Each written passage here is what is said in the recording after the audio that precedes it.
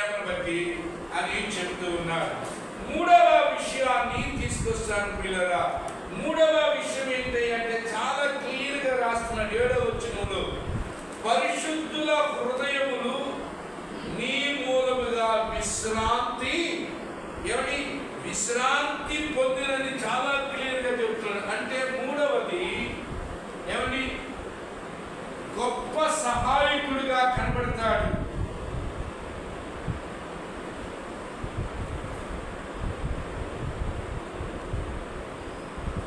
Great helper. ఎందుకంటే నేను ముందే చెప్పానుగా అతడు ధనవంతుడు. ఏమండి, ఫిలోమోన్ ఎవరు? ధనవంతుడు. అందుకని ఇక్కడ పౌలు గారు పరిశుద్ధుల హృదయాలు నీ మూలముగా విశ్రాంతి పొందాయి. అంటే అనేక బాధల్లో, శ్రమల్లో, ఇరుకులో, ఇబ్బందులో, శోధనలో ఉన్నప్పుడు వారికి నువ్వు సహాయం చేశావు. పరిశుద్ధులు అనగా ఈ కొలస్సీ పట్టణంలోకి ఎవరు పరిచర్యకి వచ్చినా, ఇదిగో ఎవరు పరిశుద్ధులుగా పిలువబడుతున్నా వాళ్ళని ఇంట చేర్చుకుని నువ్వు ఆదరించావు, ఓదార్చావు. అందుకు నిన్ను బట్టి పరిశుద్ధులు నెమ్మది పొందారు ఈ పట్టణంలోని చెప్తాడు. అంటే నెంబర్ 3 ఏమని, ఫిలోమోన్లో ఉన్న మంచి క్రైస్తవ లక్షణం ఏంటంటే ఇతరులకు సహాయం చేయడం. పిల్లరా, ఇది చాలా ప్రాముఖ్యం. ఎందుకంటే బైబిల్లో రాసిన మాట ఏంటో తెలుసా, మేలైనది చేయనెరిగియు చేయకుండా ఆపమంటాడు. యాకోబు పత్రికలో మేలైనది చేయనెరిగియు చేయకుండా ఆపమంటాడు. పిల్లరా, యేసు ప్రభు అందుకని ఒక ఉపమానాన్ని, సమరయుని యొక్క ఉపమానాన్ని చాలా క్లియర్గా చెప్పాడు.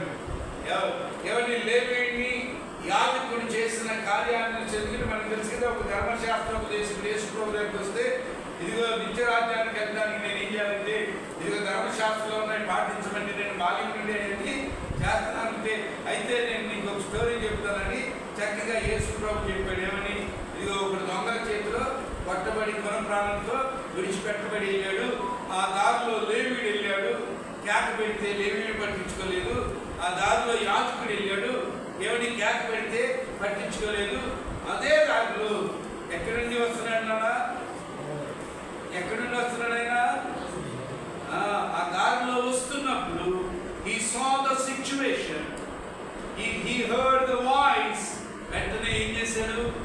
దిగి తన దగ్గర ఉన్న ఫస్ట్ ఎయిడ్ బాక్స్ ఓపెన్ చేసి తాను చేయగలిగేదంతా చేసి పూటకోళ్ళు వారింటికి తీసుకొచ్చాడు. అందుకని ఆ క్రింద ప్రభు అంటాడు, నీవు వెళ్ళి అలాగున చేయము.